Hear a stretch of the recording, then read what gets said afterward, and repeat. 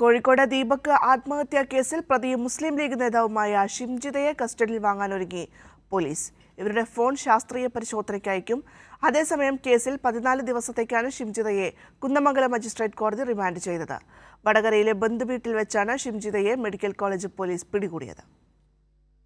2 ദിവസമായി ഒളിവിൽ കഴിയുകയായിരുന്ന ഷിംജിതയെ 2 മണിയോടെ വടകരയിലെ ബന്ധുവീട്ടിൽ വെച്ചാണ് കോഴിക്കോട് മെഡിക്കൽ കോളേജ് പോലീസ് കസ്റ്റഡിയിലെടുത്തത്. പ്രാഥമിക ചോദ്യം ചെയ്യലിന് ശേഷം കൊയിലാണ്ടി താലൂക്ക് ആശുപത്രിയിൽ എത്തിച്ച് വൈദ്യപരിശോധന പൂർത്തിയാക്കി. വൈകിട്ട് 5 മണിക്ക് മുമ്പായി കുന്നമംഗലം മജിസ്ട്രേറ്റ് കോടതിയിൽ ഹാജരാക്കി. കോടതി പ്രതിയെ 14 ദിവസത്തേക്ക് റിമാൻഡ് ചെയ്തു. ഷിംജിതയെ മഞ്ചേരി വനിതാ സബ് ജയിലിലേക്ക് മാറ്റി. റിമാൻഡ് റിപ്പോർട്ട് ലഭിച്ച ശേഷം ജാമ്യാപേക്ഷ നൽകുമെന്ന് അഡ്വക്കേറ്റ് ജുനൈദ് പറഞ്ഞു. പ്രതിയെ കോടതിയിൽ ഹാജരാക്കിയിരിക്കുകയാണ്. 14 ദിവസത്തേക്ക് റിമാൻഡ് ചെയ്തിട്ടുണ്ട്. ഏതായാലും ബെയിൽ ആപ്ലിക്കേഷൻ ഇന്ന് മൂവ് ചെയ്തിട്ടുണ്ട്. പിന്നെ റിപ്പോർട്ടിന് വേണ്ടി വെച്ചിരിക്കുകയാണ്. ഏതായാലും റിപ്പോർട്ട് വരട്ടെ.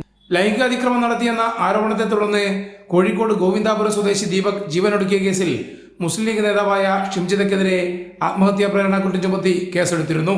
ഞായറാഴ്ച രാവിലെയാണ് ഗോവിന്ദാപുരം സ്വദേശിയായ ദീപകിനെ വീടിനുള്ളിൽ തൂങ്ങി മരിച്ച നിലയിൽ കണ്ടെത്തിയത്. ബസ് യാത്രയ്ക്കിടെ ദീപക് ശരീരത്തിൽ സ്പർശിച്ചുവെന്ന് ആരോപിച്ച് ബസ്സിലെ ദൃശ്യങ്ങളടക്കം ഷിംജിത സമൂഹ മാധ്യമങ്ങളിലൂടെ പുറത്തുവിട്ടു. ഇതിൽ മനംനൊന്താണ് ദീപക് ജീവനൊടുക്കിയതെന്ന് കുടുംബം പോലീസിൽ നൽകിയ പരാതിയിൽ പറയുന്നു. കൈരളി ന്യൂസ്, കോഴിക്കോട്.